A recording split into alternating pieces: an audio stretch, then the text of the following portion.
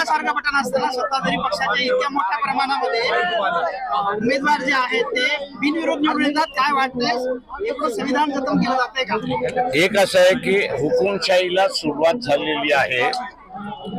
याही ठिकाणी 3 उमेदवार पक्षाचे जे आहेत आमदाराने पळवलेले आहेत, दमदाटी देऊन पळवलेले आहेत.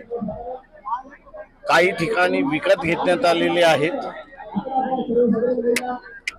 विड्रॉल ही जी सिस्टम आहे ती आता बंद केली पाहिजे अशी मागणी आम्ही त्या ठिकाणी करणार. तरच लोकशाही टिकेल असं आम्ही त्या ठिकाणी मानतोय. एकूण ज्या पद्धतीने युती सुरुवातीला शिवसेना आणि भाजप करेल असं वाटत होतं, पण पुन्हा त्यांनी युती तोडली. नेमकी काय कारण असली पाहिजे? एक असं आहे की बीजेपीला इथले राजकीय पक्ष संपवायचे आहेत. त्यांना माहिती आहे की इलेक्शनच्या निमित्ताने आपल्याला असणारं संपवता येतील अशी परिस्थिती आहे आणि म्हणून त्यांनी युती केली नाही. सत्ता आली नाही तर ते पक्ष संपतात अशी परिस्थिती आहे.